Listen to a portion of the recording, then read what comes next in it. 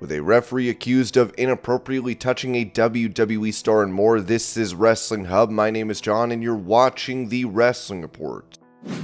Before we get into the rest of the video, make sure you subscribe to Wrestling Hub and turn on all notifications to stay up to date with everything in the world of pro wrestling. Also, don't forget to follow us on Instagram at Wrestling Hub Official and follow us on Twitter at Wrestling_Hub.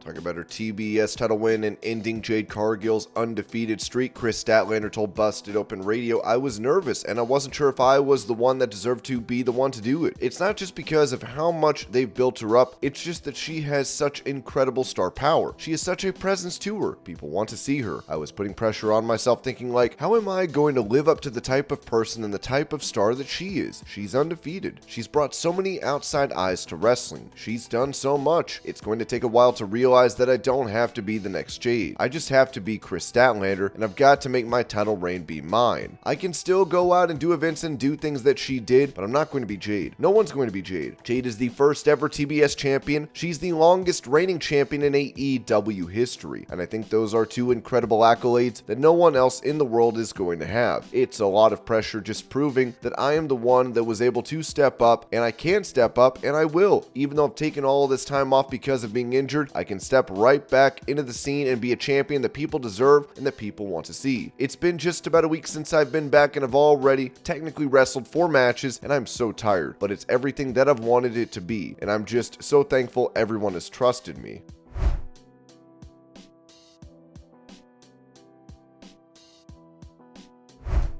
Speaking about the Bloodline on After the Bell, Sami Zayn noted that, "I do think we stumbled on something kind of magical, kind of lightning in a bottle, and the fact that we were able to draw it out for over a year and that it's still kind of going on. I think it's next evolution. The only thing I can almost liken it to is my story with Kevin, which is a 20-year story in fact. Like Kevin and Sami, the key to it would be going apart and coming back together, to where it could actually be, if you do it successfully, could be woven in a way for another 3 to 4 years. But you do it in a way that's very careful and very conscientious, whereby you're not burning fans out on it."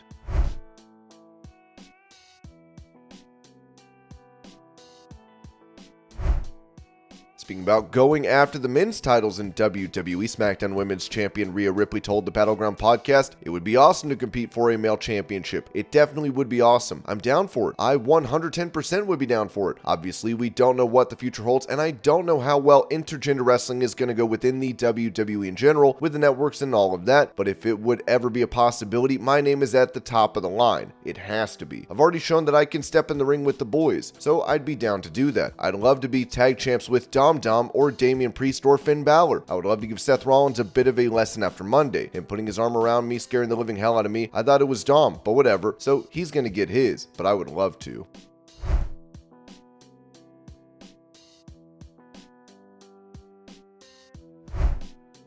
With him previously comparing Orange Cassidy to The Undertaker, Matt Hardy responded to an article from Wrestling Inc. that was posted on Twitter by WrestleCringe, as he wrote, "You should listen to what I actually say before taking things out of context. The comparison is how Tony Khan depends on Orange Cassidy, like Vince McMahon depended on Taker out of day one loyalty. But hey, wrestling Twitter is always gonna wrestling Twitter."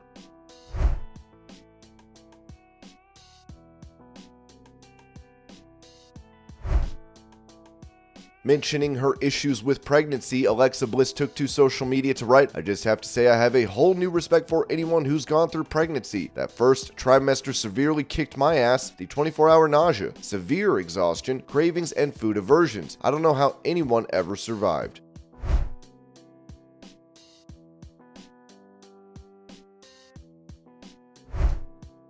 With a fan asking Ryback, "You ever consider changing up the gimmick over the years?" the big guy responded, "Mike, I'm at home doing shoulder rehab. What would you like me to change? I'm the most entertaining wrestler in existence and have played various versions already. Have you thought about jumping off a cliff over the years?"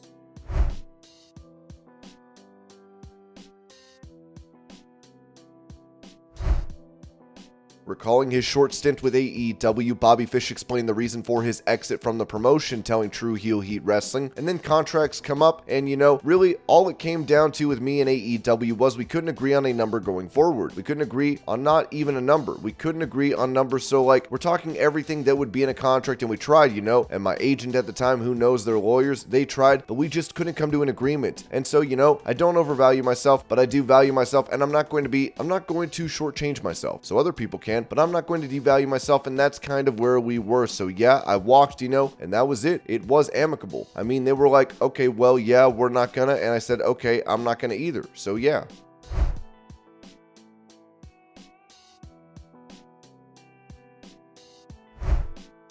During that same interview, Bobby Fish said this about a previously planned feud that got canceled, saying, yeah, the plans were always something between the group of us, some version of Adam, me, Kyle, Roddy if he ever became available, and then there was Matt and Nick, who we already knew we had such chemistry with, and Kenny. And Kenny and Adam are great foils for each other, and there was just, the things that made sense, they made sense, and I think everybody, even without talking about it, knew kind of where we were headed. Tony books the show, and I'm sure he had that long term as well. I believe he did. I can't speak for the man. But things happen, variables get in the way, and sometimes, pro wrestling, sometimes things don't work out the way you plan, and a booker has to roll with those punches especially. So we got close to some stuff, and then we were still waiting on things, and then the injuries, and then other things.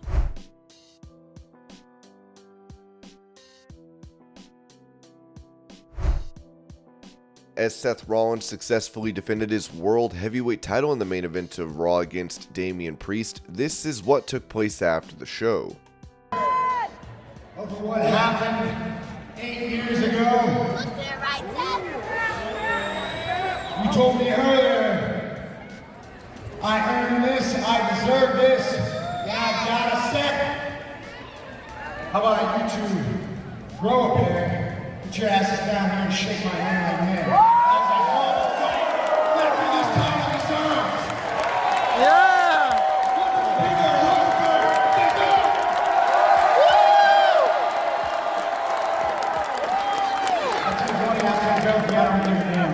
Come shake the champ's hand, man. Respect, nothing but it. Respect.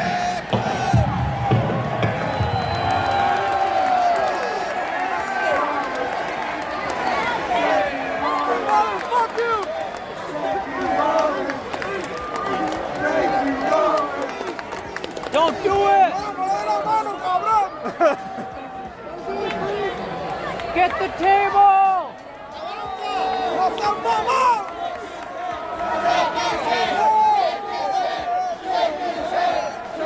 We don't do that! Shake his hand!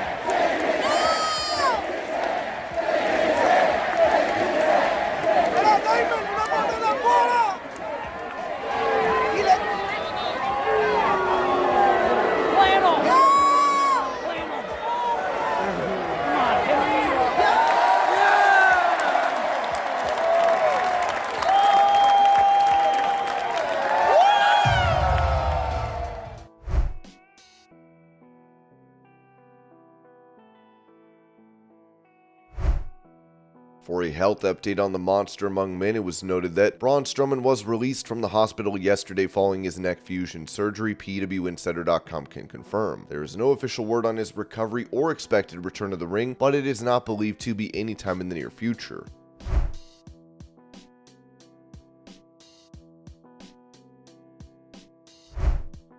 When it comes to the Judgment Day breaking up, BWE, a WWE insider, noted that there is no plan at this point to do so. Given the interaction between Finn Balor and Damian Priest on Raw, this could be something WWE continues to tease.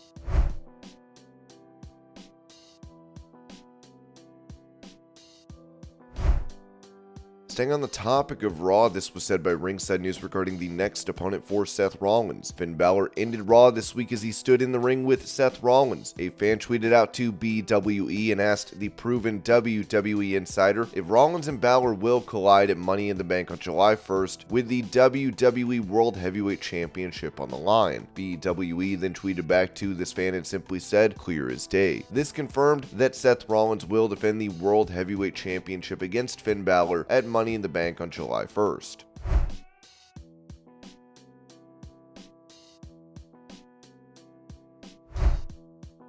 With reports that Vince McMahon made his way to Raw last night, a timeline of the events was given. Throughout the afternoon, there were rumblings among talent that Vince McMahon would be at the show. As of about 6 p.m. Eastern, many of the talent and staff hadn't seen McMahon, but did see a room being prepared for someone to work out of that ended up being an office for McMahon. PW Insider reported shortly after 6:30 Eastern that Vince McMahon was backstage at Raw. Most of the staff and talent in attendance were not surprised by this, as Hartford is a fairly short trip from where Vince McMahon lives, and most do not expect him to regularly be backstage, as he's been fine making changes remotely in recent weeks. For the June 5th show, however, Vince was in gorilla position, where he was WrestleMania weekend. Of late, McMahon has been calling in changes, sometimes very close to the show. This has caused late rundowns to be passed out and some segments and matches to be nixed. We haven't heard of anything out of the ordinary, and we're told the mood was much less hectic at the Hartford Raw than the Raw after Mania.